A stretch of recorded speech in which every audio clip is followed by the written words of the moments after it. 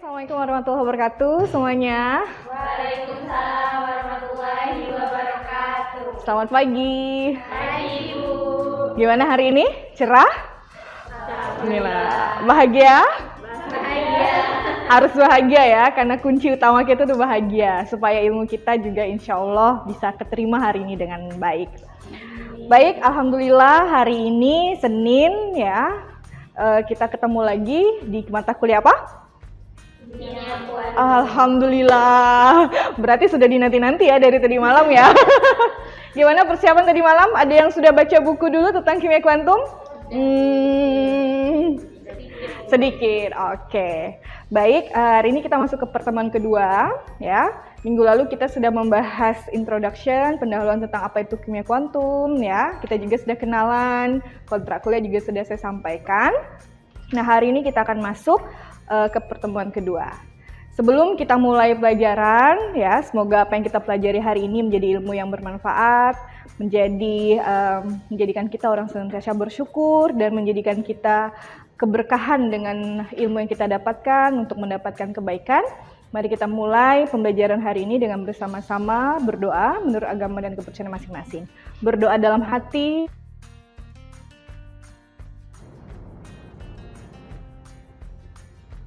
Selesai. Hari ini adapun agenda yang akan saya sampaikan ya. Kalau minggu lalu kita bahas mengenai apa itu sih kimia kuantum, terus kita mau ngapain aja sih di kimia kuantum gitu ya. Sama mungkin kan kalian baru dengar kuantum tuh apa sih? Mau belajar tentang apa sih gitu kan?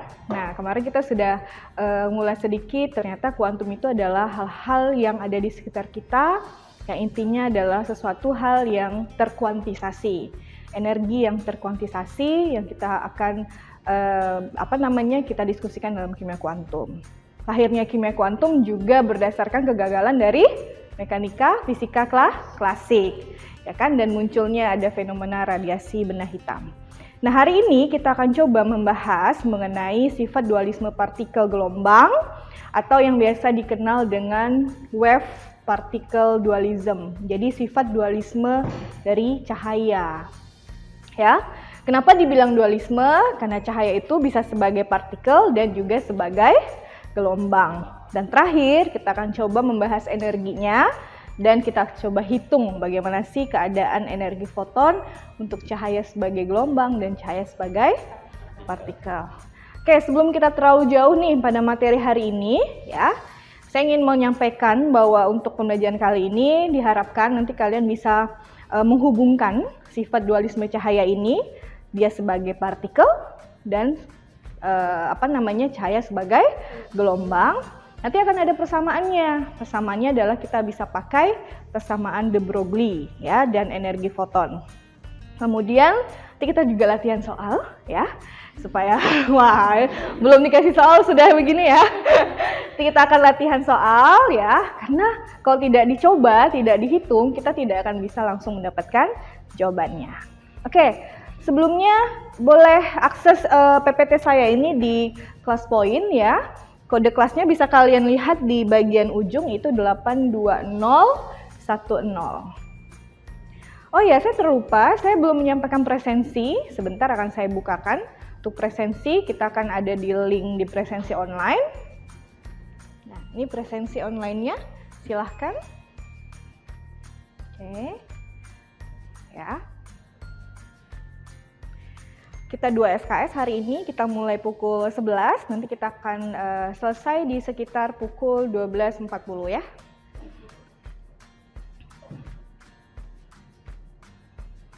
Oke, sudah.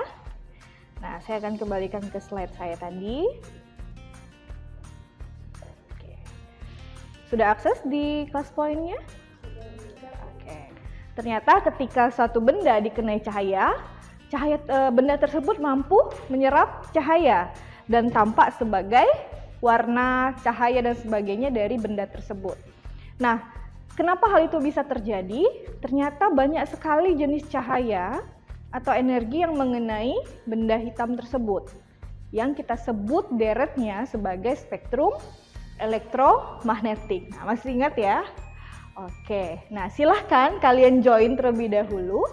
Kalian simpulkan yang minggu lalu itu, kira-kira apa sih yang bisa kalian dapatkan dari spektrum elektromagnetik? Apa saja informasi yang bisa kalian dapatkan dari spektrum elektromagnetik seperti gambar di depan ini? Oke, slide-nya bisa lihat di class point, kemudian silahkan masih ada 30 detik, silahkan boleh ditulis apa saja yang kalian ingat tentang spektrum. Ya. Oke, nah. Kira-kira apa yang kalian ingat gitu ya? Oke, 17 detik lagi, boleh dipercepat gitu. Ya, apa saja? Apakah ada warna? Oke, 9 detik lagi boleh diklik oke. Nah, ya. Oke. Wow. Siap. Nah, ya ternyata di spektrum elektromagnetik Hengki bilang bahwa ada yang belum sempat? Kali ya, karena banyak sekali yang diingat ya, jadinya terlupa untuk menyampaikan begitu. Ya, kita lihat di sini bahwa Hengki bilang semakin panjang semakin panjang gelombang, maka semakin kecil energinya. Terus semakin pendek panjang gelombang, kata Ratu Fedelia, maka energi yang dimiliki semakin besar. Begitu pula sebaiknya. Dan Nadila bilang setiap spektrum memiliki panjang gelombang dengan warna. Ya, benar sekali. Kemarin kita banyak membahas soal ini. Ada jenis energi yang berkaitan dengan panjang gelombang dan frekuensi, juga nanti energi. Karena yang menjawabnya 3, yang 2 nanti menjawab pertanyaan di lain kesempatan ya. Oke, luar biasa jawabannya, betul sekali. Jadi spektrum elektromagnetik, masih ingat apa saja tadi energi atau jenis energi yang dipunya? Ada sinar gamma, kemudian ada sinar X, kemudian UV, setelah itu cahaya tampak atau visible, apalagi inframerah, gelombang mikro, radio. Oke, jadi dari energinya dari gamma menuju gelombang radio itu kira-kira energinya lebih besar atau lebih kecil? Semakin mengecil. Tapi panjang gelombangnya bagaimana? Semakin besar. Nah, perhatikan di slide, kita bisa lihat di sini ya, bahwa ada 2 gambar ya. Yang pertama adalah kita lihat, ini adalah yang namanya jarak panjang gelombang. Itu adalah jarak satu puncak dekat puncak gelombang lainnya. Yang disebut dengan panjang gelombang, simbolnya adalah lambda. Nah, kita lihat ada 2 gambar panjang gelombang di sini. Nah, kalau jaraknya semakin besar, ternyata lihat frekuensi gelombangnya, munculnya gelombang dibandingkan gambar yang di bawah. Mana yang lebih cepat, mana yang lebih banyak kira-kira? Yang di bawah itu biasanya lebih banyak dia. Nah, kalau frekuensinya itu lebih tinggi, artinya dia akan memperkecil jarak antar gelombang ya, dari satu puncak ke puncak lainnya. Sehingga di sini kita akan buat persamaan bahwa panjang gelombang dikali dengan frekuensi itu sama dengan kecepatan cahaya. Mengapa kecepatan cahaya? Karena gelombang itu terus bergerak. Nah, dalam satuan waktu kita lihat bahwa kecepatan cahaya itu merupakan hasil kali panjang gelombang dengan frekuensi. Diturunkanlah di sini ada frekuensi V bar sama dengan V per C. Ini sama dengan 1 per lambda. Sehingga muncullah rumus yang menyatakan bahwa E sama dengan H nu. Jadi kalau V yang kecil seperti ini bukanlah kecepatan, tetapi frekuensi. Kita akan hitung, dia menjadi E sama dengan H. Nah, nilai ini bisa kita masukkan ke energi foton, mendapatkan bahwa E sama dengan H nu. Nu-nya kita ganti menjadi H C per lambda. Inilah yang kita kenal dengan energi foton. Ya. Oke, sampai saat ini ada yang ingin ditanyakan terlebih dahulu? Sudah? Oke. Nah, kita tuh belajar cahaya, Bu. Kita tuh belajar sinar. Kita belajar energi. Sebenarnya kita bisa melihat sesuatu itu karena energinya sampai ke mata kita. bagaimana energi itu bisa sampai ke mata? Ternyata energi ini kan pasti punya energi punya sesuatu atau dimiliki oleh sesuatu. Nah, sesuatu itu adalah yang kita sebut sebagai partikel. Ya, kita anggapkan nampaknya cahaya, padahal cahaya itu di dalamnya itu adalah partikel yang mungkin saja merambat sebagai gelombang. Nah, cahaya itulah yang selanjutnya. Ternyata cahaya itu tidak hanya sekedar memancarkan sinar, tetapi di dalam pancarannya ada banyak gelombangnya dan ada partikel yang dialirkan sehingga kita bisa menyerap partikel tersebut dan energi tersebut. Oke? Nah, itulah yang nanti kita bahas sebagai sifat dualisme cahaya, sebagai gelombang dan sebagai partikel. Oke, saya akan bahas yang pertama dulu, cahaya sebagai partikel. Jadi karakter partikel dalam radiasi elektromagnetik, ya. Nah, berhubungan dengan apa saja? Sebagai partikel, maka radiasi elektromagnetik itu bisa kita hubungkan.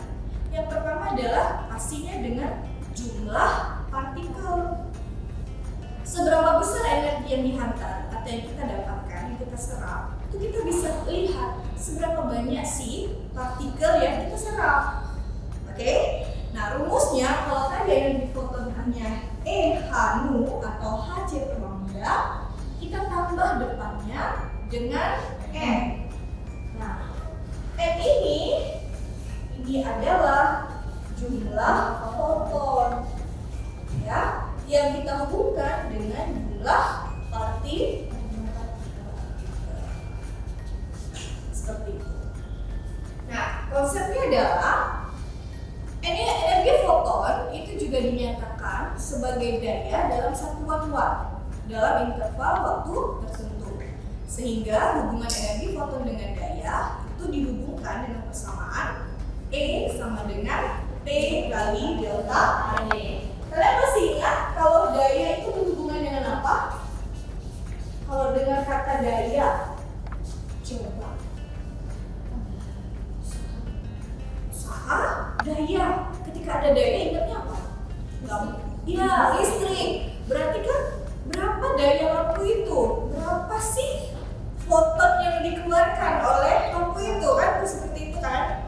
Nah, makanya kalau sebagai partikel, sebagai jumlah partikel, ya, energi itu dihubungkan juga dengan daya.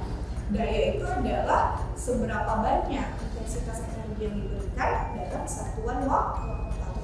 Oke, ya, untuk memahaminya, karena yang namanya kuantum adalah terkuantisasi, berarti kita harus menghitung. Oke, sekarang kita coba menghitung. Saya ada 2 soal. Yang pertama akan saya contohkan terlebih dahulu ya, gimana caranya. Oke.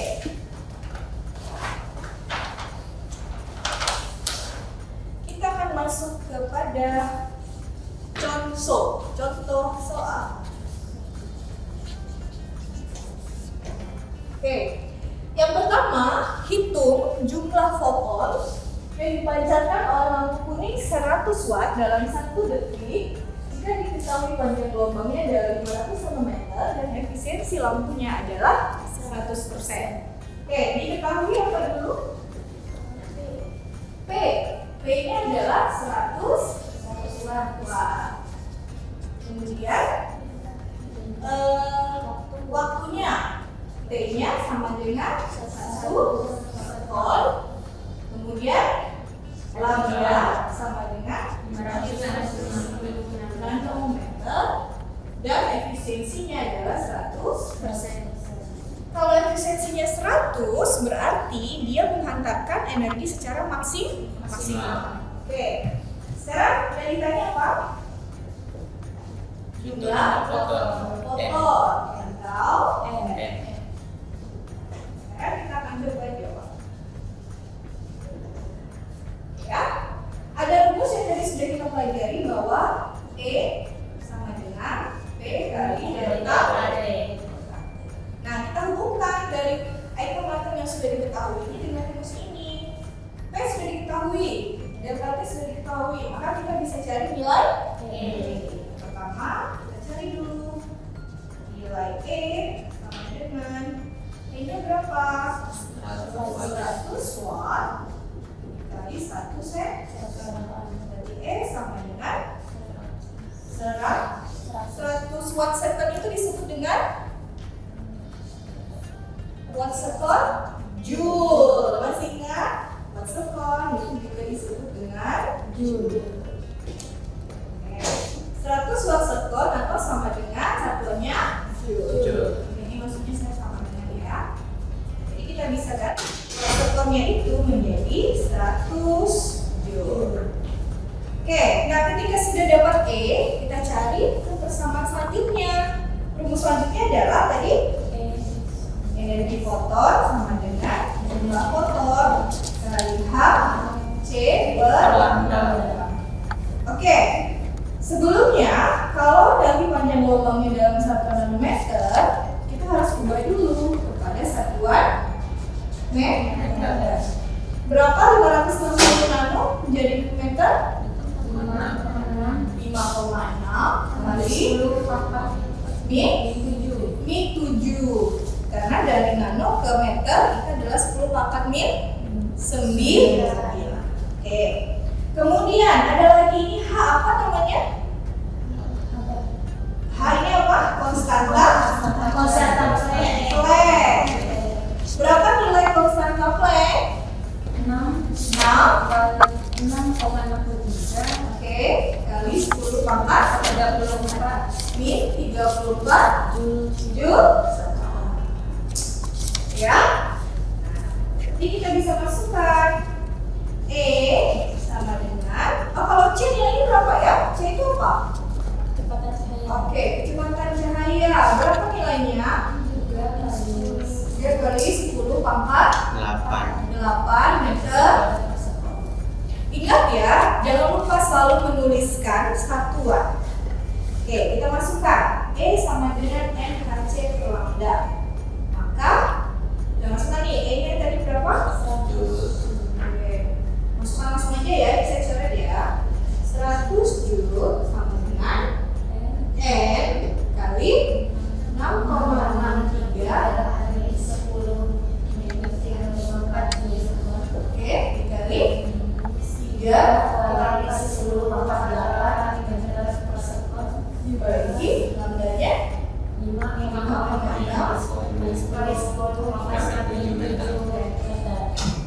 Oke, satunya ini joule, ini ada joule, ini sekop, meter. Berarti sudah sama semua ya, sudah ada yang terwakilkan ya. Nah, ini ada meter, bagi meter bisa kita joule sekon dibagi per sekon bisa kita. Oke, berapa nih hasilnya? 100 joule sama dengan N. Coba 6,63 kali 10 pangkat 34. Kali dulu ininya, 6,63 kali 3 bagi 5,6. Berapa hasilnya?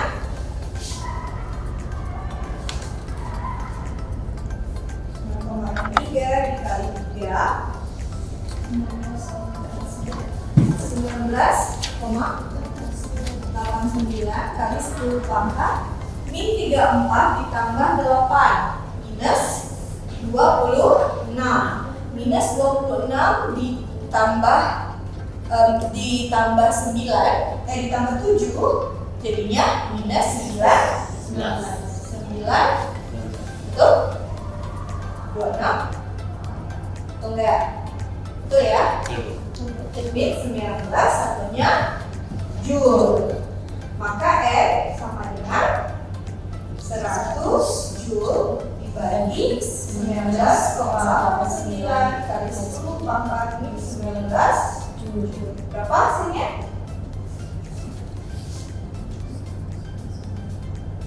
Seratus bagi 19,89 5,027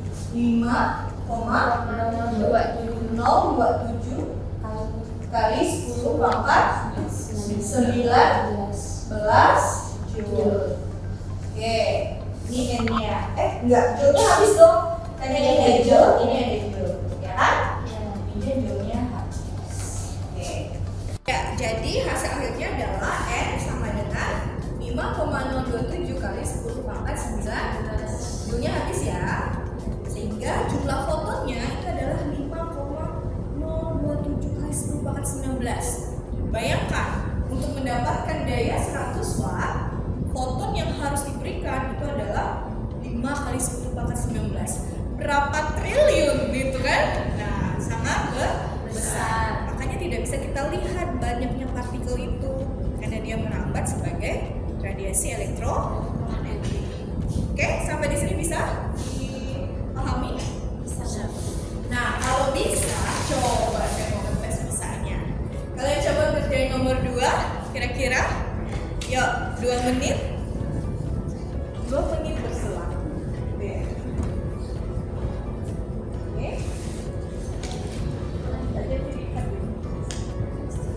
Oke. Oke, silahkan siapa yang mau maju? Siapa? Oke.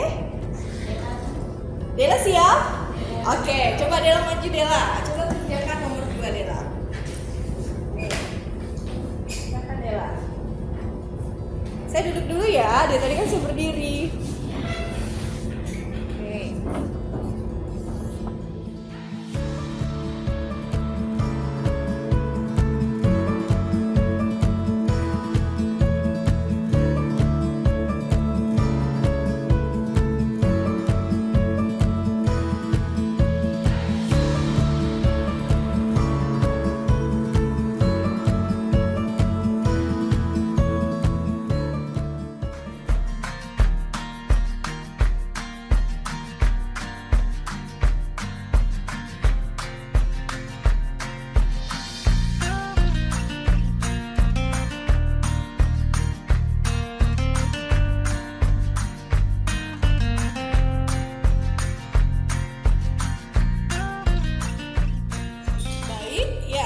Sudah menyelesaikan soal nomor 2. Kita lihat ya. Oke, dari miliwatt itu diubah dulu terhadap watt, nanometer diubah milimeter, T-nya juga. Oh, ini dibuat jadi satu bilangan ini ya, angka penting ya.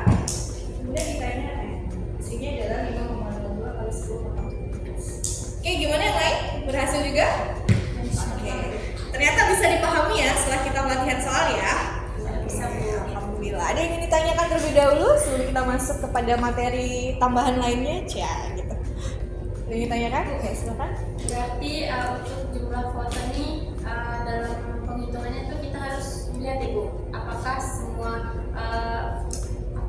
satuan itu bisa dihilangkan karena n itu kan menandakan jumlah gitu Bu. Berarti tidak ada satuan gitu ya Bu. Ya, karena jumlah berarti biasanya tidak ada satuan. Ya, jumlah itu kan banyaknya. Sedangkan kalau yang lain itu adalah satuan watt, satuan panjang gelombang, satuan gelombang cahaya, dan satuan energi. Nah, harusnya ketika ada jumlah foton dia tidak ada lagi satuan, bukan dalam satuan joule. Karena joule menunjukkan energi, meter karena meter menunjukkan panjang, kemudian waktu dan sebagainya. Oke? Dan ingat lagi, efisiensi itu berpengaruh. Kalau dia 100%, berarti benar-benar semua foton itu terserap sebagai semuanya terserap. Tapi kalau efisiensinya hanya 50, berarti mungkin jumlah foton yang terserap atau terpancarkan itu hanya separuhnya karena efisiensinya hanya 50%. Baik, kita lanjutkan. Nah, ternyata tadi masing-masing foton dengan jumlah tertentu menghasilkan energi tertentu dan menghasilkan pada panjang gelombang tertentu pula. Nah, saya ada 2 gambar. Di sini kita lihat. Ya, ini ada sodium, potasium, rubidium unsurnya. Masing-masing itu punya energi yang berbeda-beda. Ada yang 2,09 elektron volt untuk rubi, untuk potasium di 2,25 dan sodium di 2,30. Nah, perbedaan energi ini itu mencirikan bahwa unsur ini terdapat pada panjang gelombang yang berbeda-beda pula, ya. Nah, ada 2 diagram di sebelah di sini. Ini saya sebutnya tingkat energi. Ada gambar A dan ada gambar B. Coba dalam waktu 2 menit, coba kalian pikirkan apa sih makna yang tergambar dari gambar A dan gambar B ini. Oke. Gimana Heki? Boleh dijelaskan Heki? Tadi kan Ibu bilang dari gambar itu kan masing-masing itu kan punya batas kan Bu. Iya. Nah, jadi kalau dilihat dari 2 gambar Energi itu, batas ya. Bu. Oke. Nah, jadi kalau dilihat dari 2 gambar itu, yang gambar pertama tuh yang panah ke atas tuh Bu, itu disebut dengan batas ambangnya Bu. Nah, energi yang harus dicapai nah gitu lah Bu. Yang ini ya. Nah, iya Bu. Nah, untuk yang panah ke kiri itu Bu, Boleh Ki ke depan mungkin ya. Nah, biar lebih terlihat begitu. Nah, oke. sini Bu. Nah, ini kan disebut sebagai energi batas tuh Bu. Energi yang harus dicapai itu. Nah, ini tuh disebut sebagai energi yang harus mengusir ini Bu. Oke, melampaui. Harus melampaui ini. Nah, kalau dilihat dari gambar ini, energi ini tidak mampu mengusir elektron dari mengusir apa tuh? Elektron dari logam ini Tidak Bu. mampu mencapai energi batasnya ya. Jadi dia tidak mampu mengusir elektron-elektronnya. Nah, sedangkan ini energi itu melampaui batas ambangnya Bu, sehingga dia mampu mengusir elektron-elektron yang ada di logam ini. Jadi sehingga elektronnya bisa mengalami tereksitasi gitu Bu. Nah, kelebihan energi ini disebut sebagai energi kinetik Bu. Oke, tepuk tangan untuk Kaki, luar biasa. Jadi ada terkait energi batas, ambang batas yang harus dilampaui oleh energi foton untuk membuat elektron itu tereksitasi. Eksitasi melebihi bantar lapas dan nantinya ambang batasnya itu kelebihan energinya sebagai energi kinetik. Baik, luar biasa sekali. Nah ini ya, energi foton adalah tidak cukup untuk mengusir elektron dari logamnya. Ini yang pertama. Yang kedua, energi fotonnya cukup mengusir elektron dari logam dan kelebihan energi ini akan dibawa sebagai energi kinetik. Oke, luar biasa. Nah, inilah yang menjadi dasar sifat satu cahaya itu nanti dia sebagai gelombang ya, partikelnya sebagai gelombang. Nah, kita biasa gunakan juga ada namanya persamaan de Broglie. Rumusnya adalah lambda sama dengan H per P. Nah, P di sini, P-nya ini adalah P kecil ya. Dan yang P kecil itu disebut dengan momentum, bukan lagi daya atau watt. Nah, untuk menyelesaikan persamaan de Broglie, saya ada contoh soal. Tetapi contoh soal ini akan saya jadikan pengayaan kalian di rumah. Nah, siapa yang nanti berhasil menjawab dua pertanyaan dengan benar, ya, dia akan saya kasih bintang di kelas poinnya, ya, untuk menambah nilai aktivitas, ya. Kuncinya adalah dia menggunakan persamaan de Broglie. Oke? Ada yang ditanyakan terlebih dahulu dari de Broglie dari karakter gelombang sebagai partikel ini?